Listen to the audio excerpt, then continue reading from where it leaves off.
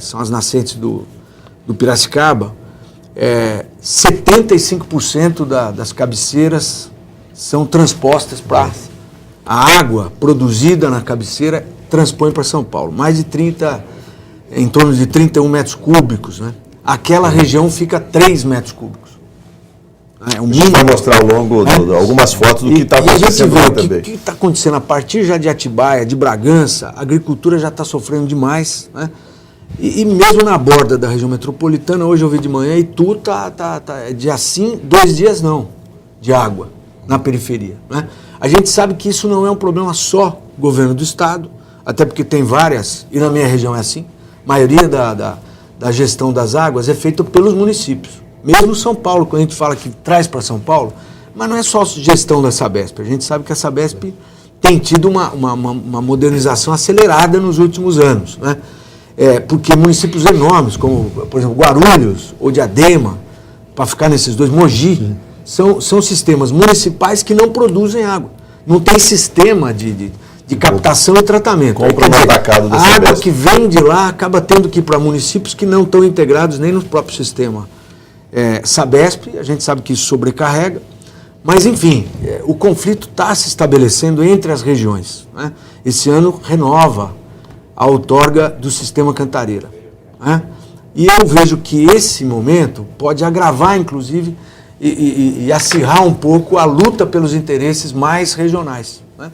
Então, pergunta objetiva, se o plano de abastecimentos, a gente tem notícia de que pode ter aceleração, mas para os reservatórios na região de Campinas, Piracicaba, Cabeceiras, ali do PCJ, e ao mesmo tempo a relação com relação à própria metropolitana nessas cidades, em relação à gestão municipal com gestão estadual, né? Não, é um trabalho integrado, né? Essas duas barragens que você colocou lá na bacia do Piracicaba, Capivari e Jundiaí, veio uma demanda do Comitê de Bacia Hidrográfica da própria região, fez um belo trabalho, parceria lá com a Replan, com a Petrobras, que acabou financiando o projeto básico, e agora está sendo contratado o projeto executivo e o estudo de impacto ambiental.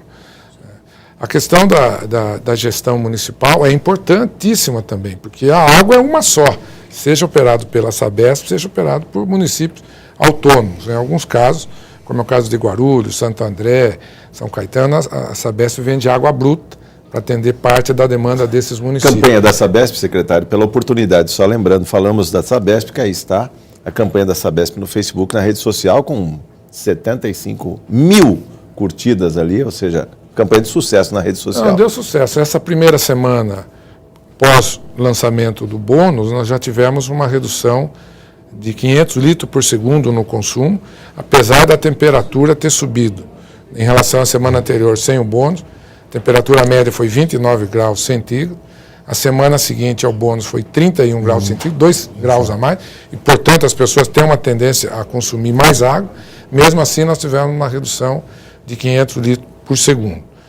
Não é tão grande, mas é significativo e mostra que a população começa a entender a importância de usar a água com maior responsabilidade.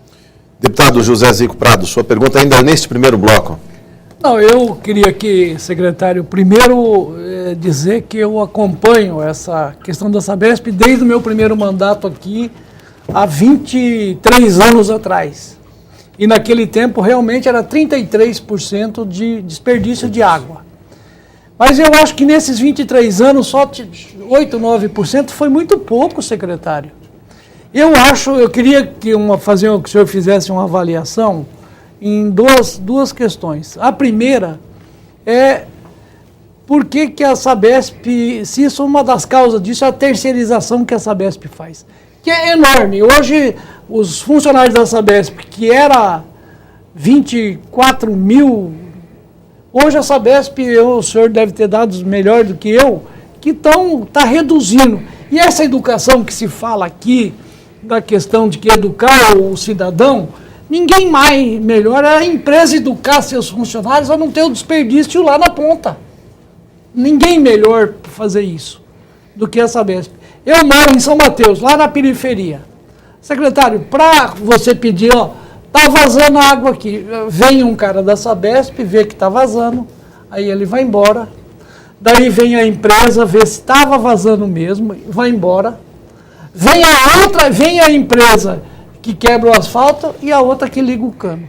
Eu acho isso um desperdício de recurso público que não tem tamanho, porque a Sabesp, se a Sabesp fizesse todo esse serviço, eu acho que hoje você poderia fazer uma educação com os funcionários da Sabesp, você poderia ir junto com isso, educar a população, mas a Sabesp tem que dar um exemplo. Regime de meta de redução. Regime de meta de redução, regime de quais são, quanto que nós vamos ter de perda nesse ano.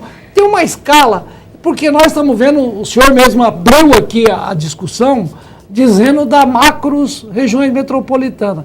Que isso tem, hoje nós não podemos só estudar a cidade de São Paulo, a região metropolitana de São Paulo. O Trícoli falou ali da região dele. O Hamilton fala de Sorocaba. Se nós formos discutir aqui todas as regiões metropolitanas. Então, a Secretaria hoje de Recursos Hídricos, ela não pode, ela pensa nas regiões metropolitanas. E isso tem que ter um casamento com as regiões metropolitanas.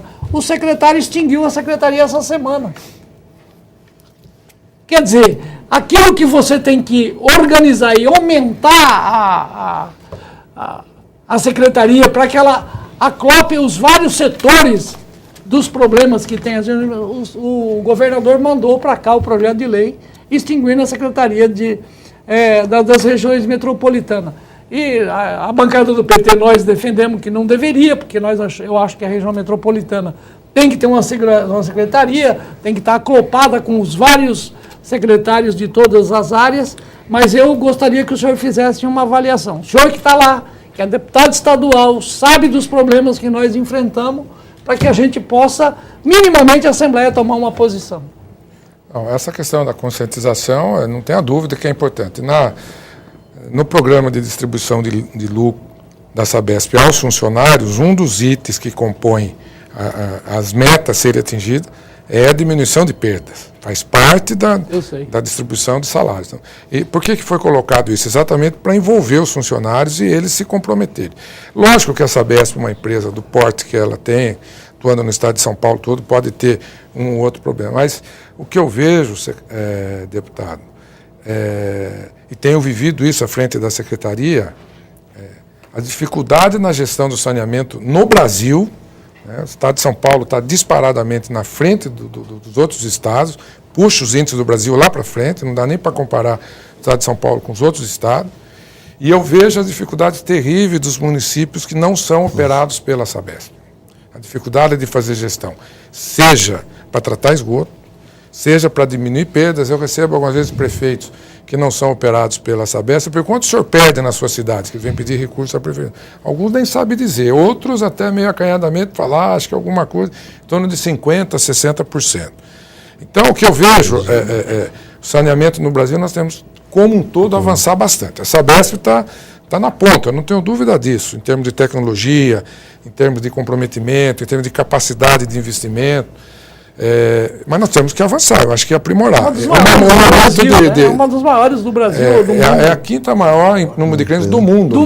Maior empresa. Eu acho que está na frente mesmo. Está na frente, tem capacidade de financiamento, capacidade de buscar financiamento a custo mais baixo, o corpo técnico altamente qualificado. Agora, tem que avançar. Eu acho que um momento de crise como essa serve sempre de aprendizado, né? A gente avançar não só em termos de estratégia, de planejamento, como em termos de atuação mesmo. Por exemplo, eu tenho visto, tem um vazamento na rua. Hoje, a imprensa toda dá um destaque extraordinário quando vê um vazamento na rua. Se você voltasse até 3, 4 meses atrás, ninguém dava destaque para isso. Então, eu acho que é um momento de aprendizado e realmente de avançar em gestão, em comprometimento com essa questão ambiental. Vamos falar mais sobre a crise de água. O secretário não falou das terceirizadas. Da Sabesp, que não tem essa educação, não tem no currículo dos funcionários isso. E ela é prestadora de serviço. É modelo de gestão, né? Isso hoje mas você deveria exigir das suas empresas que prestam serviço minimamente, porque aí é aquilo que eu falei para o senhor. A empresa vem lá, olha, realmente está vazando. Quer dizer, o deputado já ligou para a secretaria, mas o cara vem ver. Para a secretaria, não lá para... Isso tem sido solicitado, a gente tem conversado bastante com a diretoria, alguns serviços terceirizados, a questão de atuar mais fortemente em cima das empresas que eventualmente possam não atender como deveria ser. Né? No próximo bloco vamos falar mais sobre a falta de água em algumas cidades paulistas. Voltamos em instantes.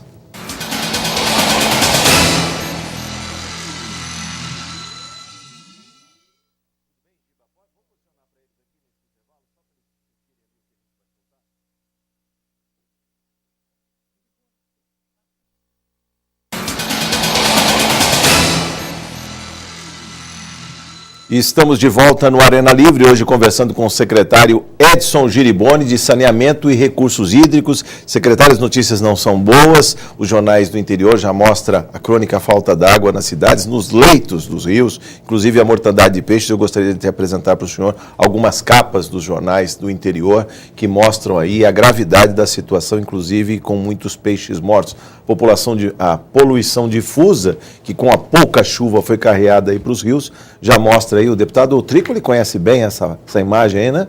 De um rio lá da sua região. A nossa região lá, Campinas, Piracicaba, Capivari e Jundiaí, na verdade, ela tem a mais alta escassez relativa, per capita é mais escassa a água do que no árido nordestino. Porque aqui tem mais população do que lá. Aí com pouca água que corre no leito, na verdade, alguma poluição que vem de agricultura, algum descontrole da indústria, na verdade, e muito de esgoto não tratado nos municípios, faz a qualidade da água baixar demais, a mortandade é terrível. Você vê essa cena, é chocante. Das águas, né? É isso aí. A cabeceira é o circuito das águas, né? As nascentes tanto do Cantareira como do Piracicaba. Eu vejo que há necessidade de acelerar efetivamente os investimentos para garantir abastecimento. Né? Mas a questão do controle de poluição pode ajudar na mortandade, para evitar a mortandade.